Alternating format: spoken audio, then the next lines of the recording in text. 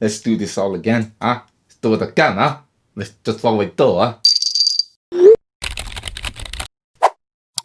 大家好, my name is Marcus and welcome to PoloNotes. So in this video, I'm going to be discussing how I plan my Chinese language studies on a daily basis. Because I don't just wake up and know exactly what I'm going to study. There's a process to it. And I felt like me sharing this with you guys would probably help you, because I know that sometimes procrastination can kick in. So we're trying to get rid of that today. Just before I go into this video, there is a process I do before all this planning, which is my morning routine. Now, I've already done a video about that. The link is somewhere above the video. Have a look at that after this video if you want to know more about that. So yeah, let's just start. I've talked enough. So the first place I start when deciding on my plan is I look through my diary. Yes, I have a diary that I keep on my laptop. It's just a couple of lines that I write about my Chinese language learning on a daily basis. What I did, how it went, which words I focused on, anything you feel necessary to write in the diary. So I start there. If you don't have a diary, I would encourage you to write one, because it really does get rid of a lot of procrastination that happens when you're trying to plan your next move. If you're new to learning languages or you're just beginning learning the language, of course you've not got a diary yet, but write one. Write down anything you feel or what you've learned, anything that makes you feel better about yourself. Just write it all down, because you can always refer to that the next day, and it just helps you plan your next. It helps you plan where you're going to go from here. After I've looked over the diary and I'm happy with what I've seen, I then just give myself 5 to 10 minutes maximum to write my plan. Now, the reason it's 5 to 10 minutes and not anything more is because you want enough time to write your plan and really think about it, but you don't want too much time where you're going to start to procrastinate about what you're going to do,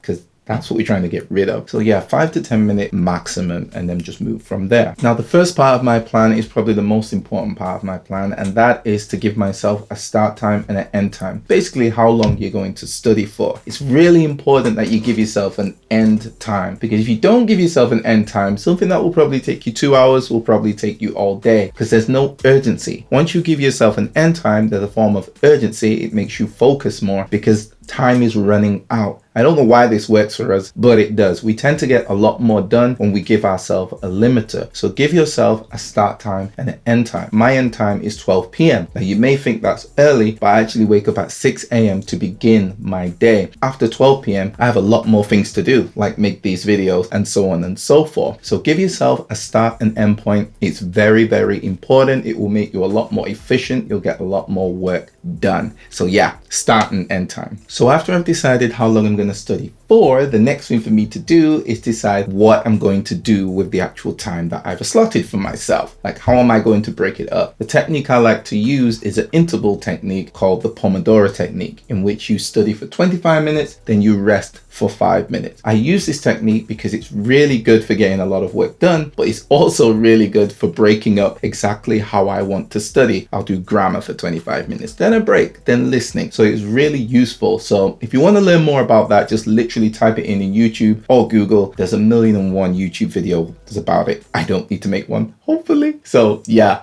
check that out. When I'm deciding what I'm going to study in those 25-minute intervals, the first thing I always think about is my most important but weakest areas. And for me, it will be different for you, but for me, my weakest area in my Chinese language learning is my Chinese listening. I have 2 weak areas: Chinese listening and Chinese character recall. My character recall is terrible. For those who don't know, it's where you're writing from memory. It's awful. Mine is not improving. But fortunately, it's not my most important area. Listening is. For those who haven't realized, I like to talk, and it's pointless being able to talk when you can't listen back. So I always make sure that I have a few intervals of me doing my Chinese listening practices. Whether I do a small amount or a large amount, really dependent on the day and dependent on how I'm feeling. I have different ways to practice my listening, so I'll use different methods for each day, which I'll go into in another video. After I've decided how long I'm going to study on that area, I then decide 1 to 2 primary other areas to focus on, whether that be speaking, whether that be reading. And I've just taken a rule of thumb. I don't always do 2 extra. Maybe I'll do 1 extra, or maybe I'll just do a whole session of listening. It comes down to quality over quantity for me, because when I lived in China and I was trying to learn in the classes, I felt I was getting too much thrown at me at once for me to absorb. But that was my personal preference. So with that, I took that and decided, for me, learn slower but learn more. more in this small segment of time. That's how I break up my planning for the day. So it's just not a case of trying to learn too much in one day. Learn at your own speed. You are your own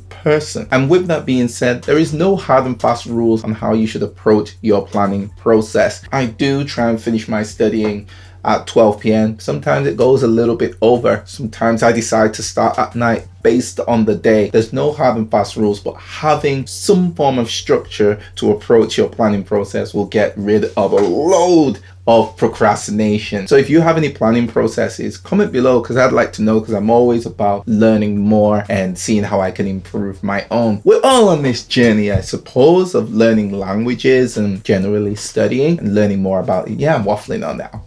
But generally, just let me know. Okay, well, I hope this has helped anyway. If it has, click on that like button, and hopefully you've subscribed and hit that notification bell, because I'm making these videos weekly, or at least trying to. It's not easy, but yeah.